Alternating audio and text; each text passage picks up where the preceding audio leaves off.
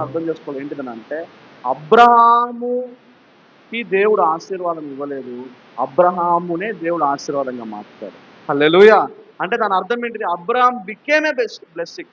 Abraham ఎలా ఆశీర్వాదంగా మార్చడంటే, wherever ఈ గోస్, ఎక్కడికి ఆయన వెళ్ళినా కానీ అక్కడ ఆశీర్వాదం. అందుకని అబ్రాము పచ్చగా ఉన్న సోదోము వైపు వెళ్ళకపోయినా కానీ, అతను ఎడారి భూమికి వెళ్ళినా కానీ, బీడు భూములకు వెళ్ళినా కానీ, అక్కడ కేవలం అబ్రహాము ఉన్నాడు కాబట్టి ఆ స్థలానికి ఆశీర్వాదం ఇస్తుంది.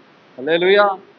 అబ్రాము వెళ్ళే చోట, అబ్రాము ఎన్నుకున్న చోట నదులు లేవు, పచ్చదనం లేదు, కానీ అబ్రాము అక్కడికి వచ్చి నివసించాడు కాబట్టి దేవుడు అక్కడ నీళ్ళు ఇచ్చాడు, అక్కడ ఊటలను పుట్టించాడు, అక్కడ పచ్చదనాన్ని ఇచ్చాడు దేవుడు. హల్లెలూయా. ఎక్కడ అబ్రాము ఉంటే అక్కడ ఆశీర్వాదం. మనం కూడా అబ్రాము లాగా ఉండాలి. అందుకే అబ్రాము అంతగా దేవుడు దీవించి ఆశీర్వదించాడు. హల్లెలూయా. మనం అనుకుంటుంటాం, నేను ఈ పలానా పనిలో ఉన్నా, పలానా వ్యాపారం చేస్తూ ఉన్నా, పలానా చోట ఉన్నా, ఇక్కడ ఉంటే నాకు ఆశీర్వాదం లేదు, వేరే చోటుకి వెళ్ళిపోవాలి, ఇక్కడ ఉంటే నేను ఎదగలేకపోతున్నాను, వేరే చోటుకి వెళ్ళిపోవాలని మనం అనుకుంటుంటాం. చాలామంది అనుకుంటాం, ఇప్పుడు మనం చేస్తున్న పనులు సరి అయిన పనులు కాదు, కరెక్ట్ పనులు కాదు. నేను చేసే ఒక మెకానిక్ పని, సెలూన్ పని, లేదా ఎలక్ట్రీషియన్ పని, లేదా ఏదో ఒక వాచ్మ్యాన్ పని, ఏదో పని నేను చేసే పనులు నాకు కరెక్ట్ కాదు, ఇక్కడ ఉంటే నేను ఆశీర్వాదం పొందుకోలేను, నేను ఎదగలేను అని మీరు అనుకుంటున్నారు. కానీ దేవుడు చెప్పేది ఏంటిదనంటే, మీరు ఎక్కడ ఉన్నారో అక్కడ పని చేసేటప్పుడు దేవుడు మీతో ఉంటే ఆ పనిలోనే దేవుడు ఆశీర్వాదం ఇస్తారు. Hallelujah. Hallelujah. Place doesn't matter. నువ్వు ఉన్న స్థలం ముఖ్యం కాదు, అక్కడ పని చేసే నువ్వు ముఖ్యం. You are important they. మనం ఎలా పని చేస్తున్నాం అనేది ముఖ్యము. మనం పని చేసేటప్పుడు మనలో దేవుడు ఉన్నాడా అనేది ముఖ్యం. హల్లెలూయా. ఏ స్థలంలో పని చేస్తున్నామని ముఖ్యం కాదు. యవనస్తులు, స్త్రీలు, పురుషులు అందరూ వినండి. It's not important where you are working. నువ్వు పని చేసే స్థలము ఎక్కడ వర్క్ చేస్తున్నామని ముఖ్యం కాదు, కానీ నీ పనులలో దేవుడు ఉన్నాడా లేడా అనేది ముఖ్యం. Whether god is there or not in your work, that is important. దేవుడు ఉన్నాడా లేడా అనేది ముఖ్యం. దేవుడు ఉంటే నువ్వు ఎక్కడ ఉన్నా, ఏ పని చేసినా అది ఆశీర్వాదకరంగానే మారుతుంది. హల్లెలూయా. అది బ్లెస్సింగ్గానే మారుతుంది. హల్లెలూయా. దేవుడు ఉన్నాడు, నువ్వు చేసే పనులు అనుకో, ఒక వాచ్మ్యాన్ డ్యూటీ చేస్తున్నావు అనుకో, దేవుడు నీకు బిల్డింగ్లు కట్టిస్తాడు. ఆయనకు అసాధ్యమైనది లేదు.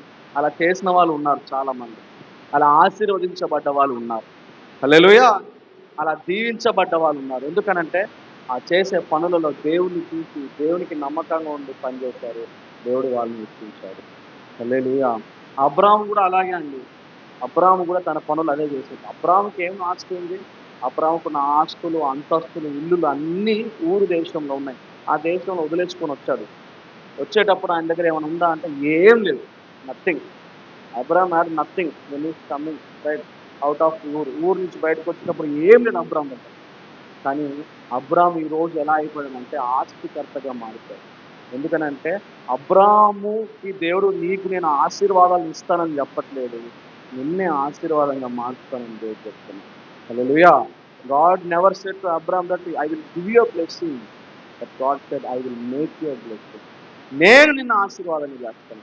మనల్ని కూడా దేవుడు ఆశీర్వాదంగా చేస్తే మనం ఎక్కడికి వెళ్ళినా, ఎక్కడ చేయబెట్టినా, ఏ పని చేసినా అది ఆశీర్వాదకరంగా ఉండాల్సిందే. హల్లెలూయా. మంచి ఎగ్జాంపుల్ చెప్పమంటారా? గొప్ప ఉదాహరణ చెప్పమంటారా? యోసేపు జీవితం చూసండి. జైల్లో కూడా ఎవరైనా లీడర్ అవ్వగలుగుతారా చెప్పండి? జైల్లో లీడర్ అవ్వగలుగుతారా? కానీ యోసేపు ఎక్కడ అని మనం అంటాం కదా, పట్టిందల్లా బంగారం అంటాం కదా. పట్టిందల్లా బంగారం అనేది ఎవరికో వస్తుందని అంటే దేవుని నమ్మిన వ్యక్తులకు.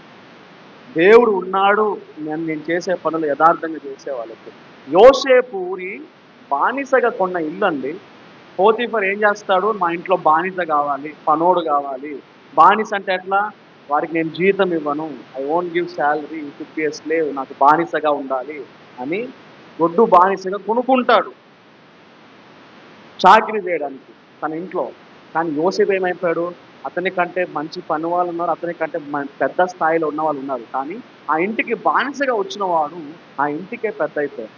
ఆ ఇంట్లో ఉన్న పనులందరికీ పెద్ద అయ్యారు. ఎందుకు జరిగింది అని అంటే యోసేపు పట్టింది అక్కడ దేవుడు బంగారంగా మార్చారు. ఎందుకనంటే యోసేపులో ఉన్న దేవుడు యోసేపు నడిపించాడు. ఎందుకనంటే దేవుడు యోసేపుని ఒక ఆశీర్వాదంగా మార్చారు. ఈరోజు మనం ప్రార్థన చేయాల్సిన ప్రార్థన ఏంటిదంటే, నేను ఆశీర్వాదంగా మారాలి. I should be a blessing. నేనే ఆశీర్వాదంగా మారాలి. నాకు ఆశీర్వాదం ఇవ్వండి, నాకు ఇల్లు ఇవ్వండి, నాకు బిల్డింగ్లు ఇవ్వండి, నాకు కారు ఇవ్వండి, నాకు బైక్ ఇవ్వండి అడగడం కంటే, నన్ను ఆశీర్వాదంగా మార్చండి అని అడగండి. అప్పుడు దేవుడు అవన్నీ మనకి ఇస్తాడు. More than asking any other thing, ask God make me a blessing. నన్ను ఆశీర్వాదంగా మార్చండి అని అడగండి.